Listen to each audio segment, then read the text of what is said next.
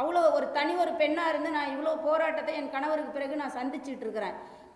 இவங்க வந்து இந்த சமூகத்து மேலே அக்கறை இருக்கிறவங்க, இவங்க இங்கே உள்ளூரில் இருக்கக்கூடியங்க, இவங்க வந்து முறையாக எங்ககிட்ட அனுமதி வாங்கி செஞ்சாதானே பிற மொழி பேசுகிறவங்க வந்து அந்த தவறை செய்ய மாட்டாங்க. இவங்களே இந்த தவறு செஞ்சால் அப்புறம் பிற மொழி இவங்க வந்து வீரப்பனை வச்சு நாங்கள் நல்லா தான் பண்ணணும்னு வெளியே சொல்லிக்கிறாங்க.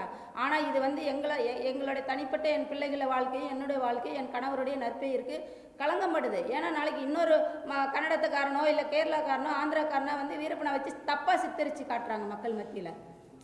இந்த ஒரு சூழலுக்கு தான் நாங்கள் வந்து இது வழக்காக நாங்கள் எடுக்க வேண்டிய. யார் இனிமேல் யார் எடுத்தாலும் நான் ஆரம்பத்துலேருந்து எல்லாத்தையும் எதிர்த்துக்கிட்டு தான் இருக்கிறேன். யாரும் எதிர்க்காலாம் இல்லை. ராமதாஸ் ஐயாவே எதிர்த்து நான் கோர்ட்டுக்கு தான் போனேன். மக்கள் தொலைக்காட்சியில் என்னுடைய அனுமதி இல்லாமல் எடுக்கக்கூடாதுன்னு சொல்லி. அதனால் இனிமேல் யார் எடுத்தாலும் நானே இல்லைனா கூட என் பிள்ளைங்க 2 பேரும் இனிமேல் விடமாட்டாங்க. கண்டிப்பாக இந்த யார் எடுத்தாலும் இனிமேல்